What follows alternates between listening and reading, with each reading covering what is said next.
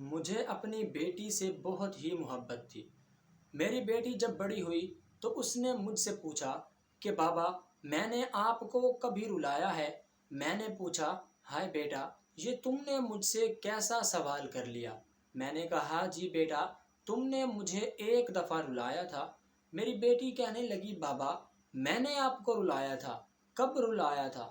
میں نے کہا بیٹا جب تم چھوٹی تھی، 1 سال کی تھی، تم سے تمہاری ناک بھی نہیں سنبھالی جاتی تھی، تم نے مجھے اس وقت رلایا تھا۔ میری بیٹی کہنے لگی بابا وہ کیسے؟ میں نے کہا بیٹا میں نے تمہارے آگے ایک قلم، ایک کھلونا اور پیسے رکھ دیے۔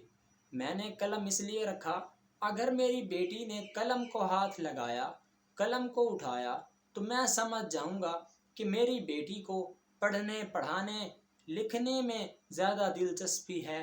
اگر اس نے پیسے اٹھائے تو اسے دولت، جہیز، پراپرٹی کی ضرورت ہے۔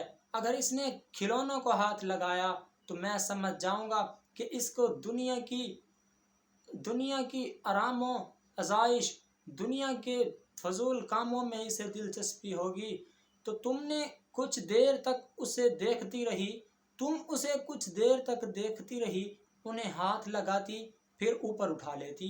کچھ دیر بعد تم نے ان تینوں چیزوں کو دھتکار دیا اور گھٹنوں کے بل گھسیٹتی ہوئی میرے سینے سے لگ گئی۔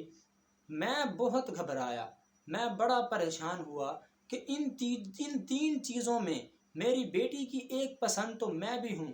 اس لیے میں کہتا ہوں کہ اللہ تعالیٰ نے دنیا کو کئی قسم کی رنگینیوں سے بھر دیا ہے اور ہمیں اس میں چھوڑ دیا ہے۔